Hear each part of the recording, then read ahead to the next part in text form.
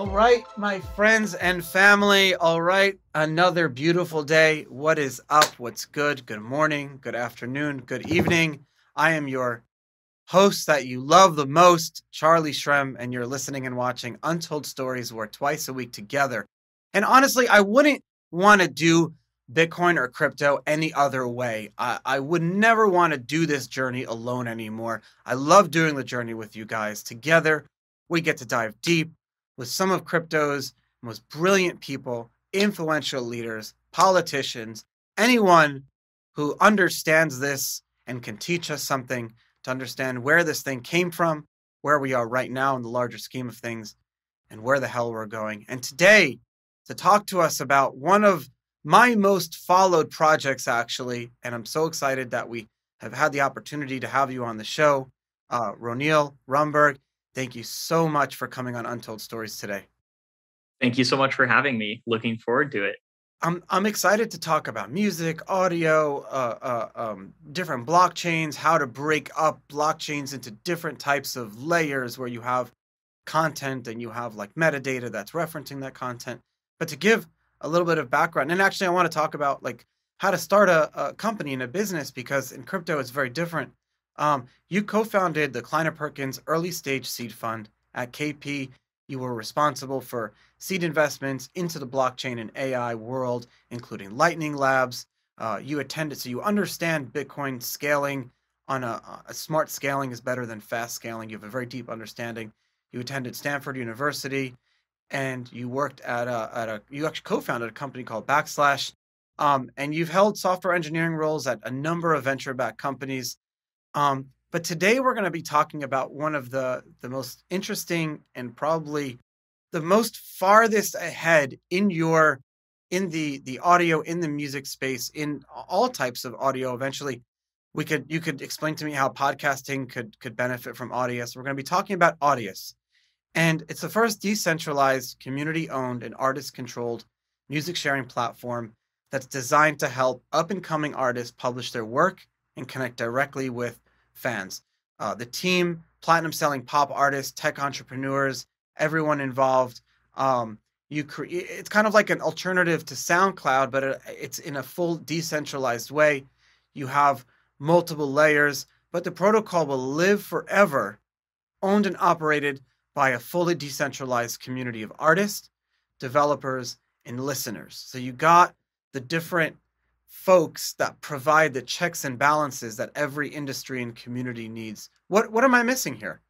I think you summarized it really well there, man. I think the only thing I'd add is the product went live and the network went live about 2 years ago now, and today is serving around 7 million listeners every month, and around 250,000 artists have shared so far. Soon, knock on wood, to be crossing a million tracks on the network. So it's been really, really exciting and humbling, so there's so many ways I could describe it, but it's just so amazing to see the artist community kind of rallying around this community and making it matter, right? It's like, you can build the thing, and that's kind of what I learned with Backslash. The thing you mentioned was that you can build the thing, and people might not use it. No one used that Backslash thing. It was like a Venmo for Bitcoin is how I describe it. Sort of a social I love that resolution layer on top of a Bitcoin wallet. But no one used it. So we should be using that though. But maybe that's a timing thing. Maybe that was 2014. The world is not ready. Yeah. Wait, that was 2014? Yeah. Okay, then we definitely weren't ready at that point. People were still debating whether this thing was going to if this thing is even an industry, if it's going to succeed. But wait, and this is a very important lesson. I didn't think we'd be learning lessons so early into the show, but timing is everything. When you were at KP leading investments, when you were starting your own things, you work with companies, you probably make your own investments now on the side. Like how do you know if it's the right time for that company to be starting? Oh, that's such a good question. I don't think I'm the best person to answer that, and I'll tell you why. Because I think Backslash was far too early. Audius, I think, was also too early when we got started. The project started 4 years ago, and it took 2 years to actually get a product out the door and into folks' hands, because we felt that it needed to be decentralized from day one to be able to fulfill the value proposition that we had, right? I'm glad we did it. And to your point earlier, I think it's helped this network kind of stay at the vanguard or the forefront of music and crypto, just because we were the first to try to go after this and have a bit of a runaway lead now. But yeah, I think I've made the mistake of being too early twice. I don't know, honestly. I mean, clearly I didn't get better at, figuring this out the second time around than the first time around. I think I have a tendency to, just get enamored by certain technologies and ideas, irrespective of like Yeah. all of the analytical ways you should be thinking about things, and happen to be luckier the second time around than the first time around. But like, not a whole lot changed. I just wanted to build this thing, and managed to convince a couple of friends to come along for the ride. And yeah. Timing is everything. Was the technology not available yet? Even even blockchain technology as it is now is constantly being developed and updated, and we're learning new things. It's like we're learning how to do things better and smarter. Let's kind of like dive right into it a little bit. The biggest problem that any type of data on blockchain solution that need where the data needs to be referenced and changed and it needs to be malleable, traditionally has been almost impossible to do, because going back to like the early Satoshi days, when Satoshi Dice had first come out, playing dice on top of the Bitcoin blockchain, people thought that was spam because it was not as important as larger transactions. So, I mean, I just literally right before this show, I was in the other room with a group of people who are starting the coolest NFT project I've ever seen. I'm not going to blow the load yet, but the one of the other, my partner Tom was like, we've had on the show, was like, okay, it looks great, but you're not hosting the data on the blockchain, right? And he like laughed, because it's kind of known that in crypto right now you can't really host large data. It's just going to be referencing. How did you solve this problem? Yeah, it's you're exactly right. You can store references on chain, but at this point, I think the content catalog on the Audius network is about 30 terabytes of data. You just couldn't. There's no like chain that you could reasonably have all that like sitting on chain and in a way that's like easily queryable and fetchable, right? So the way we solved this, and to your question of what were the enabling technologies here as well, it was really IPFS that opened the door here. So IPFS let us create this kind of resolution structure that allows clients accessing the Audius network to not have to know where content is coming from, but to be able to look it up. Then we paired that with this kind of community operated node architecture within Audius. So there's a community of folks that actually run these nodes on the Audius network that host content and metadata and everything else and keep it pinned on IPFS. So it's sort of like a crude CDN is how I would describe it. And again, this was like in 2018 that we're building this out. So there was no Filecoin, there was no none of these things we have now, but this architecture has actually taken us, quite far, and it's continuing to scale reasonably well. But that's how we're able to decentralize the storage of content as well, with the caveat that availability is sometimes, there's like a in a very long tail of cases, availability is sometimes problematic.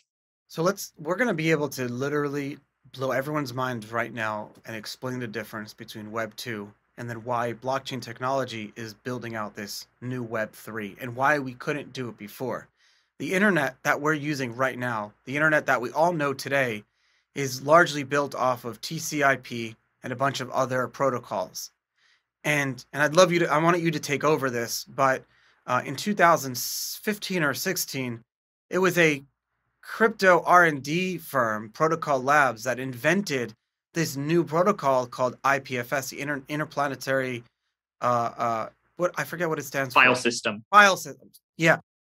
But that's literally right there. That is where we move over to Web3. So what is it about IPFS that if like 15 years ago I said I invented IPFS, what couldn't we do then that we can do now?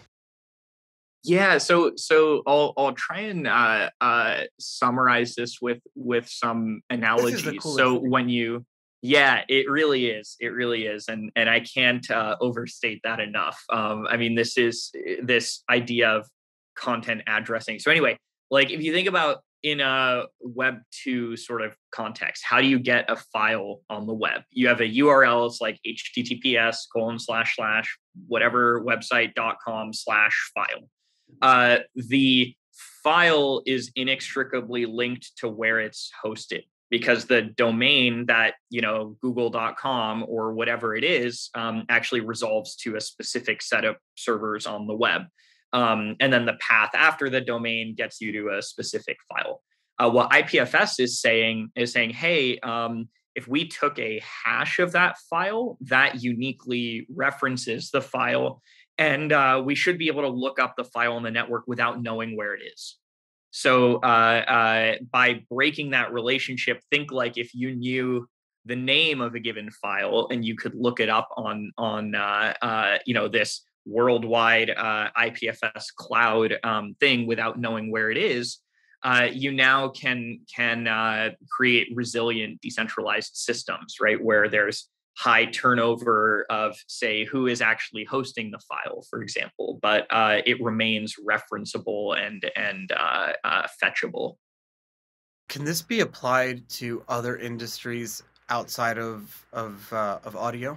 We think so. Yeah, I think any and for us, for the Audius network, this was an enabler, a key enabler, because the network is fully decentralized, right? So there's no part of Audius that's run by the company that I founded a few years ago. We built this first open source implementation of the network, and post-launch that's in the hands of the community now to adapt and change, and we contribute as well, of course. But I think the same architecture pattern could work really well for other forms of media, like podcasts you mentioned, but that kind of fits more straightforwardly. I think we're going to see like a decentralized YouTube in the future as well. A similar architecture could work equally well there. The bandwidth requirements for streaming video are much, much greater than audio. And I don't know that IPFS is necessarily ready to handle that today, which is why I think we haven't seen that happen just yet. But, it's the same. Think back to like the dial-up internet days, right? Music led the way because audio content is actually very well compressible, right? Like 320 kbps, which is a very high fidelity form of compressed audio. It's like a megabyte or so per minute, right? Like it's not that much data, yeah. But 4K or 8K video is, hundreds of megabytes per minute. So there's a different scale necessary for those things to work. Audio is an interesting animal because you would think that when video and audio can merge together, that audio would have disappeared. But in fact, audio, when my producers wanted me to do this show on video, it fundamentally changed the show. I like being in a room on my own and just talking through a microphone. You can slow the show down. You can think better. There's no rush, but when you're on camera, it's different. So audio, you see radio stations, you see well-produced audio. And then the technology behind how audio works from an analog perspective hasn't really changed. Like 20 years ago, I was on the audiovisual squad of my high school, and the same mixers, and I don't need an engineer here because I learned how to do it. It hasn't changed. It's so interesting. It really is. And there's actually a technical explanation there too. there's a theoretical ceiling on how high quality audio can be. Like our ears actually cannot perceive audio beyond a certain quality threshold, and we reached that threshold with CDs like 20, 30 years ago. So it's actually it's such an interesting thing because there hasn't been a need for the technology around audio recording, mixing, etc., to really get better because we're already at the theoretical maximum. Yeah, you could get better, but we can't hear the difference as humans. So it's like it's kind of an interesting thing. It really is. My friend, his name is Peter Foley. He's a famous Canadian artist, and he was telling me just yesterday that he makes, I think it's $4,000 on Spotify for every million downloads. That's it. Like, how do artists make money? Like, he's an amazing Canadian. He's been doing it for decades. Like, he writes music for movies. He wrote music for some of the movies that I'm producing too. $4,000 for every million downloads. I'm speechless. Like, where is that Spotify? Is that the record labels? He was explaining to me that the reason that is because a very long time ago, Spotify made a deal with all the record labels for like dirt cheap, and they've been able to like maintain that. I don't know how true that is. Yeah, it's true in that I've seen the economics you just mentioned play out with so many of the artists that we've gotten to know over the years now. And I think you can explain it by going up to kind of the 30,000 foot level. Music as an industry generates $42 billion a year, and artists only capture about 12% of that total. So think about that. Like the people who are actually making the product, designing, making, putting out to the world the product that actually is generating all the value only capture 12% of the money that's being earned in the space. And to your question, I think it's there's no single party at fault here. No, this is a massive global trust deficit that can be solved. I mean, you're talking about 88%. That's going towards what? The cost of curation? Because the record labels and Spotify know how to find the best artist that what you would like and then bring it to the top. Okay, I'm willing to pay for that. I actually agree there needs to be better curation, especially for podcasting. There's no curation out there. There's no method to find good podcasts, just like Spotify does probably the best job at discovery, just like a bookstore. So a bookstore charges extra money because they work on the discovery and the curation for you. They know what you like. You walk in, you can read employee reviews. You're not seeing billions of books. Same thing with podcasting and music, but it can't be 88%. It can't be 88%. Like there has to be. Is that what Audius is disrupting? That's exactly what Audius is disrupting. And I think the reason things have come to be this way, it's actually not that they've come to be this way. They've just always been this way. Like 50 years ago, the economics of music looked the same. And in a world where there was significant capex required to actually produce a record, think about it. Like you had to have a factory to press like physical vinyl, and then you had to put that in trucks and send that to retail stores. There was only so much shelf space at the retail store that could actually host content. And similarly, there were only a finite number of radio waves available, right? Like how many radio stations were there for people to discover content? But what digitization of music has meant is that the marginal cost of reproducing music is zero. And the economics of the industry haven't changed at all in that. And you ask the question like, well, where's all the money that was going to pay like people producing shit in a factory and driving trucks around and all this? Where's that going? It's going to the same intermediaries that formed to help. There's when Charlie, let's say you have a song on Spotify and I listen to it today. What happens is, so my listen is recorded in a ledger that Spotify maintains. At the end of the quarter, they go and reconcile, oh, here's all the listening that's happened. Here's all the money that came in. Let's run this through the big magic formula, because there are different licensing agreements they have different payout rates. So if you distribute through a label, you get paid a higher rate than if you distribute independently. So they do their little math, payout to so-called distributor. If you were signed to a label, the distributor pays to your label, then the label pays to you. And then there's this whole other, I won't get into the other side of this, which is publishing. And there's a few extra intermediaries there, but net, it means you're getting paid like a year after that stream happened. You don't know who I am, where I am, how I found your music. You have no insight whatsoever into that. You're literally just getting a check in the mail, and you're like, okay, I guess that's what the gods of Spotify decided I should get.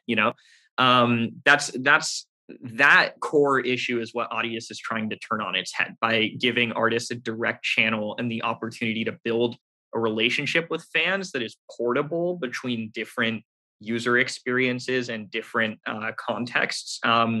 We hope we can give artists and creators a self-sovereign distribution channel, right? You can vertically integrate your stack around this decentralized tool chain in a way that no one can take that away from you. No one can change the rules about how it works on you. You guys moved from Ethereum to Solana. Why? Throughput, plain and simple. We actually, the first version of the network launched on this thing called POA network, which is a Ethereum sidechain. Even from the early days, the gas costs on Ethereum were, a bit problematic for a use case like this, right? If every time someone uploaded a song, they had to pay $30 or $50 of gas, or whatever, that would cause some problems, right? So we started on POA network, but maxed out things there, and about a year ago, kind of with the community, ran a bake off to try and figure out like what can actually support the scale that we see coming in the future. Ended up selecting Solana, and so far we've been really happy with that choice. I think today our users are publishing 200,000 to 400,000 transactions a day on Solana, and the network's able to handle that pretty well. So yeah, it's not without its tumult, right? It reminds me a lot of the early days of Ethereum, in 2015 and 2016. Building on Ethereum was really hard, right? But it got a lot easier. And today it's like, it almost feels like just writing JavaScript, right? With all the test structures and Well, this is actually something I want to understand. What is the attitude? So you have Audius, and I'm going to look at Audius as this decentralized ecosystem, right? And Audius can actually potentially move from blockchain to blockchain if something was. How do you, as a community, or you as a company, look at these blockchains? Because you could have started your own chain or multiple chains with side chains and have a whole development R&D to spend millions and millions of dollars a year to do it on your own. Or you can go to these chains and say, hey, this is us. This is what we need. You build it for us. Is that the future of a multi-chain world? Will these chains be kind of like the underbelly plumbing for the global Web3, where they have to actually compete with each other? And if we would have had multiple internets at the start, maybe things would have looked different? Such a good question. And I spent a lot of time thinking about this. So I think the key trade-off between these two paths, and we considered both paths deeply, right? With the two paths being kind of become our own kind of self-sovereign network and blockchain effectively, or kind of continue to use third-party tools and structures. The big trade-off there is around composability. So we get a significant number of benefits in the Solana ecosystem now because USDC is there. For example, there's interoperability with Ethereum through this wormhole bridge structure. How does that work? So you can actually do royalties convert from chain to chain and things like that? Yeah, Oh, and you can cool. even move ERC20 tokens between like Ethereum and Solana and What's vice this versa, called? which is really neat. A wormhole. Solana Ethereum? I want to Yeah, tell this to the NFT project I was just meeting with. Oh, this is so cool. yeah. So any ERC20 token, and actually any ERC721 as well, can now have a Solana mirror, and vice versa, which is really cool. There's kind of sky's the Really limit cool. with these things, which is awesome. Um, but that was the thing that we felt made it worthwhile, to give up some level of control, of not like Audius not being its own vertically integrated blockchain at the center, because we get these benefits from now. For example, third-party developers could build NFT minting tools that mint against the content that's on Audius, and there are folks that have built that. There are even folks wanting to build like Really? label DAO structures. So think like you and your friends could fund work that artists do, and then directly capture back some percentage of the on-chain royalty stream, without having Could to someone sign agreements. And yeah, could someone be exclusively on Audius? yeah, they could. Yeah. We have a growing stable of artists that have been making that choice. But ultimately, what we're doing is motivated by artist choice and freedom. There's nothing that forces someone to do that, right?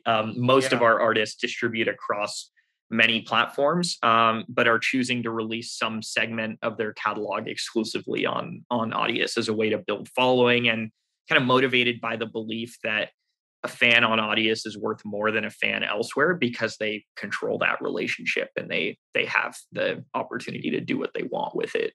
I'd love to develop a scripted crypto series on Audius directly. I keep putting all my good ideas on this podcast, forgetting that other people listen, not just you and I, because all my ideas people are taking. But I'd love to develop like a scripted series teaching people through entertainment, but then teaching them because they have to also use Audius and utilize that. And then eventually we could a film could be created out of that, or an NFTs could be minted from the show, the characters directly inside Audius. Like, let's do this. This could be really, really cool. Dude, let's do it. This is all possible, when users own and control the means of distribution, right? It's like anyone's idea is able to be built, tested, rolled out. And yeah, it's we've just been blown away by the things the community has come up with. I mean, things that I never would have anticipated. There was Yeah. an artist that wanted to make a piece of content only listenable above a certain altitude, so that you have to be in a plane Oh, to that's so listen to it. cool. Yeah, right. And I was trying to figure out. I was like racking my head. What is the oracle that you could use to decide whether someone is Oh, you in have the in your air? iPhone the gyrometer thing, right? Oh, does it? I didn't know that it It has an had a elevation sensor for that. altitude thing. Oh wow. I was using it in No, the way Colorado. we actually figured out a much stupider way to do this, which is there's a finite number of ISPs that service airplanes, Oh, like that's even better. Panasonic, and there are a couple Yeah. of others. So you can just look up the IP that someone's requesting against.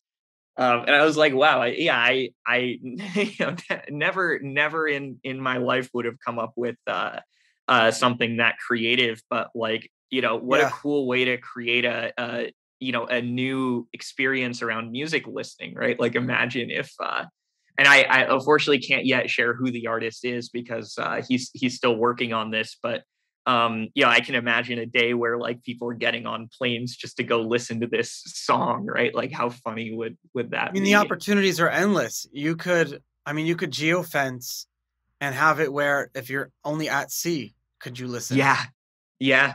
Oh my God. Yeah, you can do some really cool stuff with this. I mean, you can do a whole podcast based on just people in the air, because then you know who your listeners are. If I knew all my listeners were literally people that are on plane, I'd be going, hey guys, we're going to have a great flight today. Let's talk about different things, snakes on a plane, you know? No, but then you can have the sponsors. And then as a podcast listener on a plane, I want advertisers for me. Like, that's what's great. Oh, hey, this new neck pillow.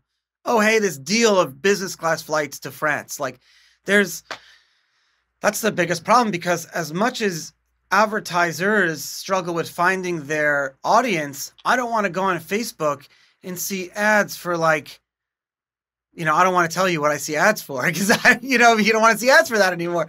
But I want ads for me. Same thing with audio. I want ads for me. I do. I want discovery. I want to buy stuff. I want to know stuff. I want to learn stuff. I want to be able to go to Barnes and Noble and it starts to know. It's like, oh, you've been reading this and you've been liking this and you've been hating this.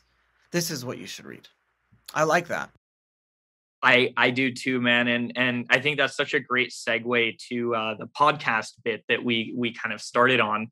I think so many of the problems I just described around musicians and artists apply, like, even more so in the podcast realm, right? Like, the analytics that you're able to get about who's listening to your podcast and how they're finding it, it's kind of a joke, right? And that's also why, even the podcast ad networks, like, they can update the ad spots based on when someone is fetching the content, but they have no clue about who is fetching the content. So there's, it's a whole new world. And I guess, unlike you, I would be the one that would say, like, hey, let me just pay this person $5 a month so I don't have to listen to ads, because I hate them, right? But, like, giving that choice and opportunity to make choices like that, I mean, that's it's all the same bones as music, right? It's just, longer form of audio, but it's still audio, and all the same tools actually, translate really nicely here. That's a good point. Yeah, you're not singing, but you're talking. Yeah, it's the same. You would argue that it's more music, because you're learning things too. I want to switch takes to talk about Bitcoin a little bit here. You were mining Bitcoin in your college dorm room. You understand Bitcoin fundamentally. Worked with things like Lightning Labs. I want to tell you my perspective and tell me, like, kind of rip it apart or whatever. I'm comfortable where Bitcoin is at.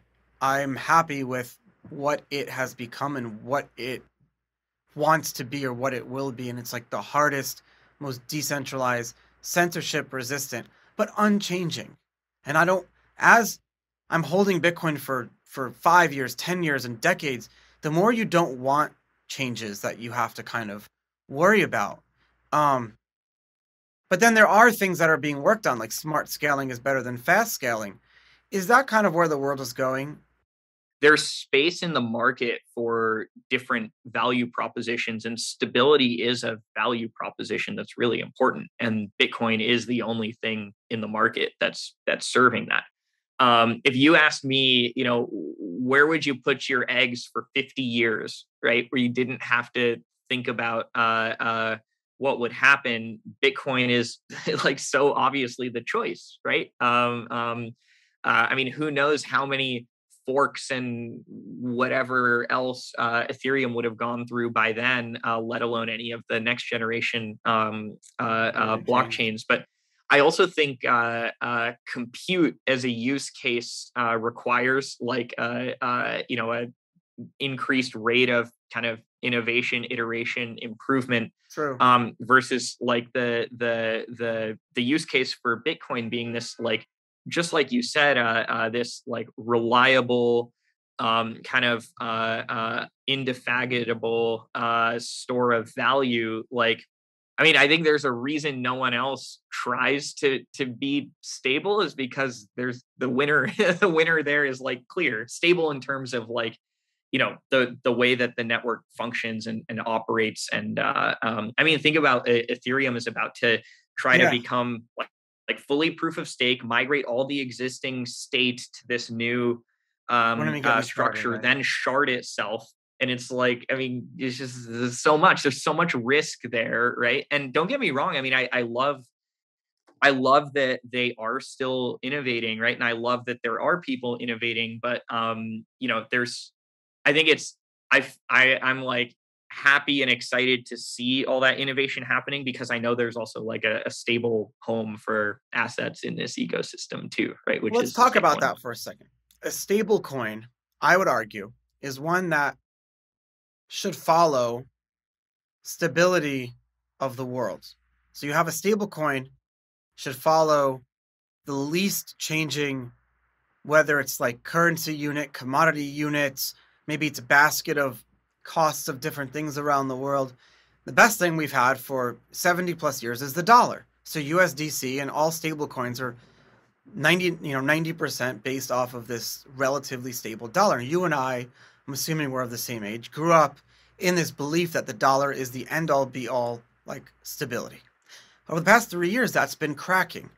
And if we're going to live with this 7% inflation rate per year, even if it's only 1 or 2 years, if Bitcoin just grows a little bit more every year. See, Bitcoin doesn't need to 5 or 10x every year. You know, Bloomberg and all these people who are created these false narratives that Bitcoin needs to continue, or all crypto. No, it just needs to beat out the incumbents. It needs to beat out the rest. And so here's my question. Could you see a world down the road, because you need oracles and stability in what Audius does, especially for price discovery and making sure everyone gets their payouts? Could you see a world where the dollar, because it's less stable than Bitcoin is, that Bitcoin becomes a piece of the stability of the stablecoin?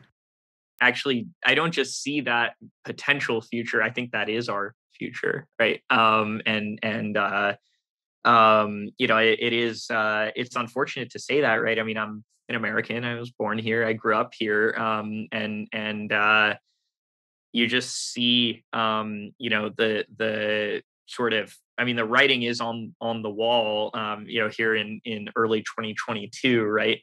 You know, the anecdotal evidence is clear, and now it's starting to actually reflect in like the CPI and all that stuff too. But even in the absence of that, if you think about, you know, what is inflation, it's effectively an indirect form of tax on the people who are holding dollars, right? Because if the government is growing the supply of dollars, they're able to effectively raise tax money for themselves without having to, you know, actually tax people, right?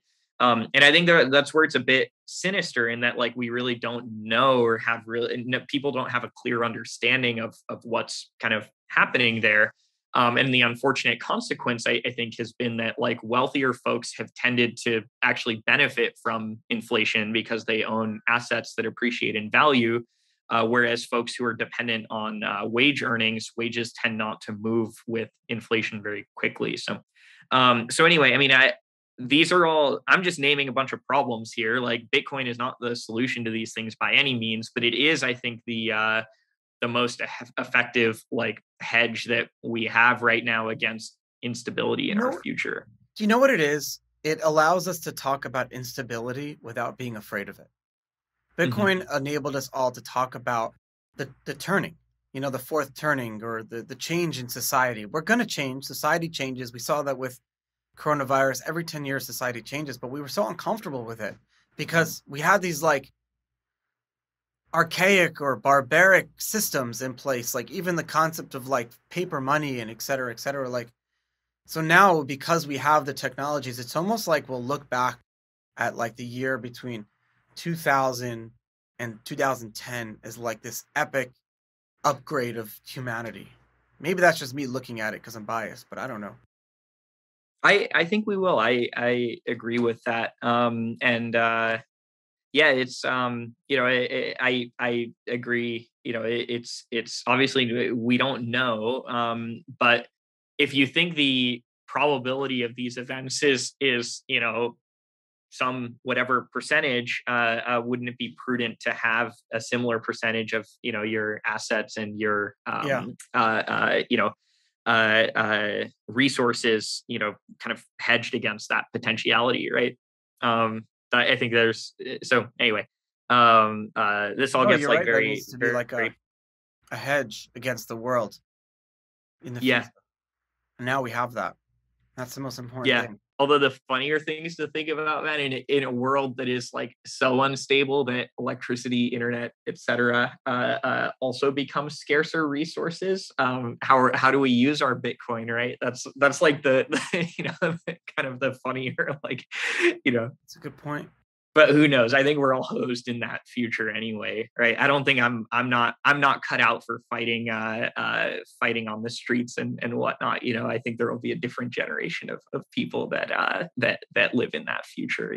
That's the scary thing to think about is we think of the end of the world. We think of this like we're all fighting on the streets. And I'm like, yeah, if you have a rental property, then the guy who lives in it can raise chickens and you can trade chickens for rent so you can eat. Like that's kind of how I look at how I'm going to protect myself. I started a garden over Christmas in my house because I'm scared, but like I grew like 3 tomatoes. What am I going to do with that? You have a differentiated skill set that has value in the future barter economy, right? Where we can't sit on our computers all day and make information. So yeah, anyway, yeah, it's and with respect to, I guess, Audius's take on this, like Audius is agnostic to what currency users are transacting with their artists with. So the way the network is structured, maybe right now it's any like SPL or ERC token is kind of like equally fungible there. In that, like, I mean, they're not fungible, but you know what I mean? The network treats them all the same. It's like, whatever, like this, I just use the interface to transfer, X units to address Y. And I think that's what attracts people right now to Audius is that they don't need to care over like the technology behind it. It's like you can fly a plane. You don't need to know how to actually fly a plane to trust that you're flying in it and how you can benefit from it. So if you're not a creator, why would you download Audius now? Tell us about the experience of downloading Audius and getting involved. Yeah, so as a creator, I think the reason folks are downloading Audius, signing up, uploading content is to build a Web3 native fan base. That's kind of the thing we hear time and time again, like folks who want to be able to do NFT drops or do these sorts of things.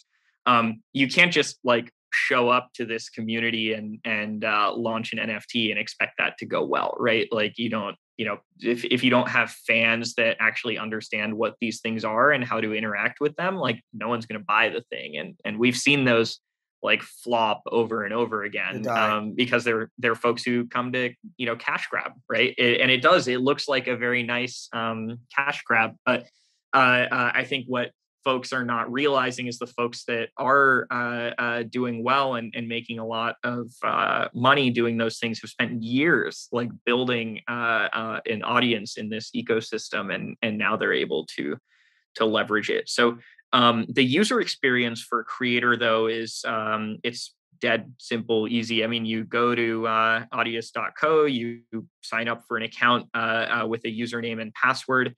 The client, like the Audius client that's running in your browser, actually generates a wallet for you client side and encrypts it using that.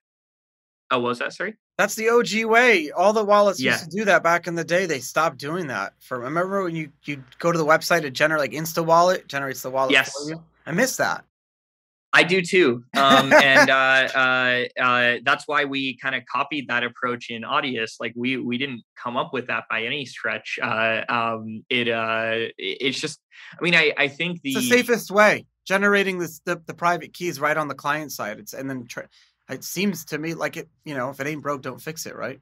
Yeah, and I mean, I think where there are trade-offs, to be fair, is that private key is now sitting in the browser context, right? If someone had a malicious Chrome extension, for example, or there are like things that could happen, but the likelihood of those things compared to the likelihood that someone loses that seed phrase or that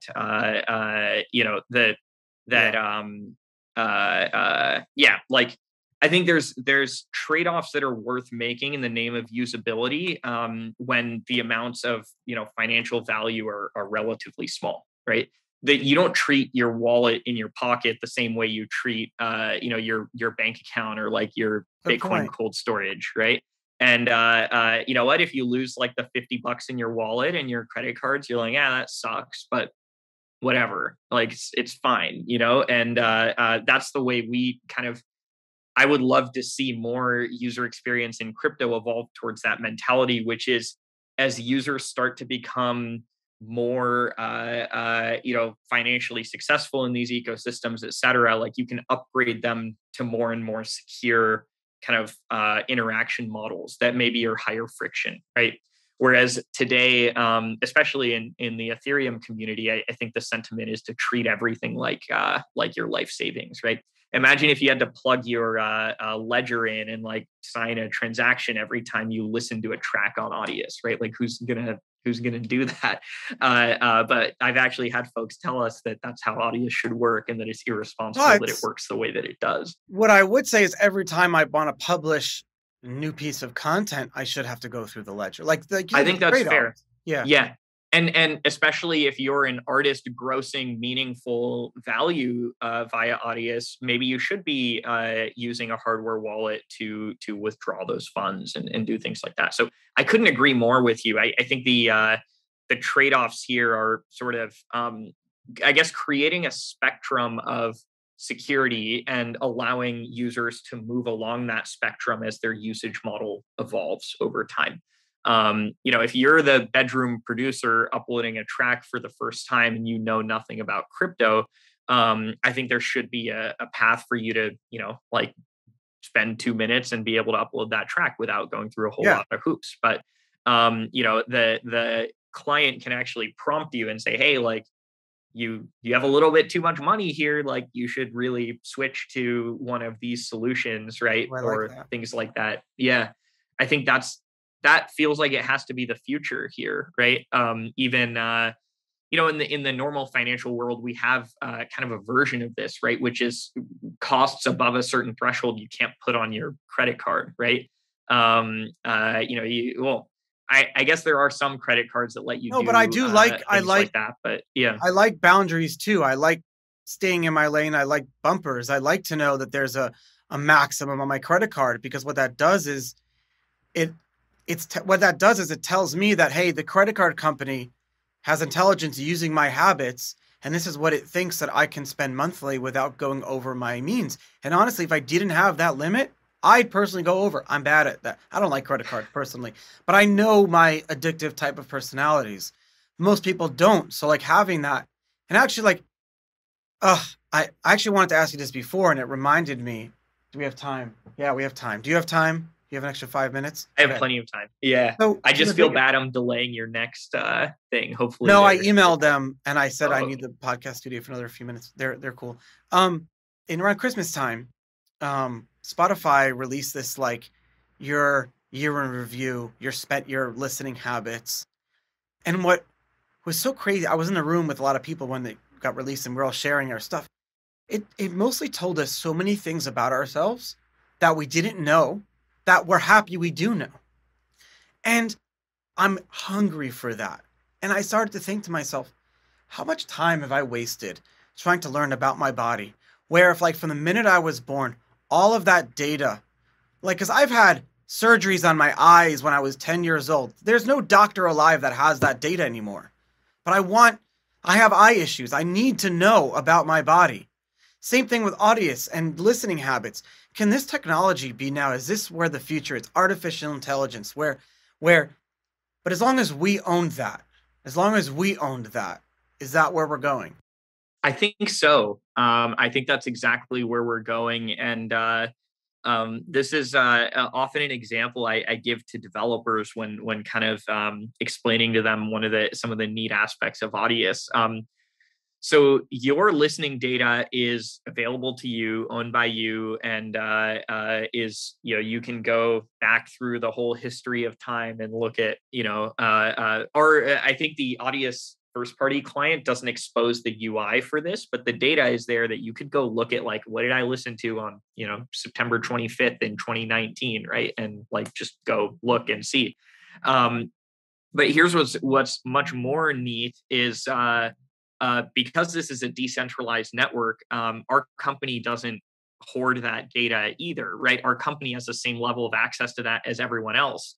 And there are actually folks in the community building their own recommender systems off of that same data. So imagine, like, you're an AI student in college or whatever, and you like music. What a great way to make a project and be able to build your own neat recommender system, That is and really cool.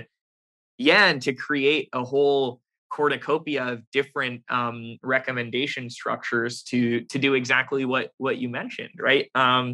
And that goes so far beyond like Spotify's ML team, but even that small team is able to produce like incredible things. And I mean, don't get me wrong, I credit where credit is due. Like Spotify's year end Wrapped and all of their recommendation structures are phenomenal. I mean, they really are a world class ML team over there, and they've done a really really really good job extending upon kind of the really simple like collaborative filtering structures to get to here.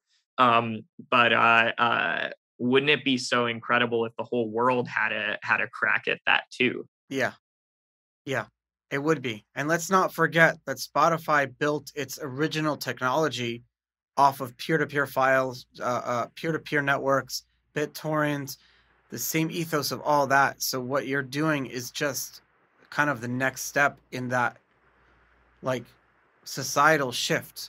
And that shift told us all that we want to control, we want to own, we want to financially gain from all of this kind of human capital or proof of brain that we're putting out there. And that's a huge deal. Thank you so much for taking the time and coming on Untold Stories and teaching us today. Thank you for having me. Yeah, it's epic. Epic. Wow. Mind blowing. Thank you so much.